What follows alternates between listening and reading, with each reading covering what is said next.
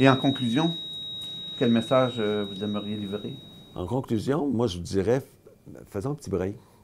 Arrêtons, là, essayons de mettre en place, là, je ne dis pas de reculer, parce que je ne pense pas qu'on va faire reculer le ministre qu'on a. Arrêtons, là, puis mettons en place ce qui est déjà, c'est déjà énorme, ce qui a été fait depuis 2 ans, là. Je comprends qu'on ne voit pas de résultats. Pour moi, il n'y a aucun résultat positif, sauf peut-être l'équilibre du budget. Mais en termes de soins directs à la population, en termes de type de pratique, on n'a pas de bénéfice à ces grandes réformes-là depuis 2 ans. Il est peut-être trop tôt, mais moi, je pense que le message est de dire, arrêtons cela, là. Essayons de mettre ce qui est en marche, ce qu'on a mis sur le tapis, là, mettons-le comme il faut. Puis on continuera après si on voit le côté bénéfique. Il y a quelque chose qu'on a oublié de parler, c'est le côté informatisation. L'informatisation aussi, ça c'est un autre point positif. En 2007, il y avait un programme qui s'appelait Dossier Santé Québec. C'était l'ancien ministre de la Santé, Dr. Couillard, qui a mis ça en marche. Il avait mis des budgets importants, de mémoire 350 millions. Tu as aperçu en 2012 que le 350 millions était dépensé, mais il n'y avait à peu près rien de fait sur le terrain. Ça va coûter au-delà d'1 milliard, 1,2 milliard. En tout cas, c'est les chiffres qui me restent à la mémoire. Par contre, depuis 6 mois, je l'ai ici à côté de moi, j'ai accès au dossier Santé Québec. Il s'est mis là, de l'effort, il s'est mis de l'argent sur ça, mais on est en 2017. Donc, 10 ans plus tard, avec passablement d'argent, on a un résultat.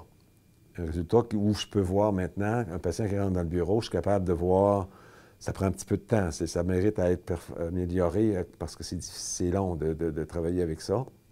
Je suis capable de savoir mon patient qui a consulté à l'urgence, qui a eu tel test de laboratoire, qui a eu maintenant telle imagerie, telle radiographie ou scan. Je suis capable de le voir en direct. Je n'ai pas besoin de faire de recherche là, par fax ou par la secrétaire ou un gros point qui améliore la pratique. Mais en 2017, je pense que... Mais on est rendu là. Il était temps, hein? Oui, mais on l'aurait, en tout cas, il a été réalisé, là. C'est pour ça que je dis, mettons un petit break, là, puis mettons, essayons de faire... ce que nous avons, améliorons bon, Santé Québec, etc. C'est ça. Bon. L'autre chose, moi, je pense que, je ne suis pas devin, là, mais je pense qu'on va revenir, au moins pour les régions là, comme la nôtre, à des administrations qui vont être plus locales. Je ne pense pas que ça va être viable à long terme des administrations aussi éloignées, puis aussi avec autant de responsabilités. On a mis ensemble protection de la jeunesse, on a mis ensemble personnes âgées en centre d'hébergement de longue durée, soins intensifs, réadaptation, urgence, et on a mis quelqu'un en tête de ça, juste avant de connaître bien l'ensemble des domaines, les personnes qui sont en direction générale de ça. Ça prend des mois avant de dire, bon, ça, c'est ça. Moi, la protection de la jeunesse, je l'ai côtoyé un petit peu, mais c'est trop.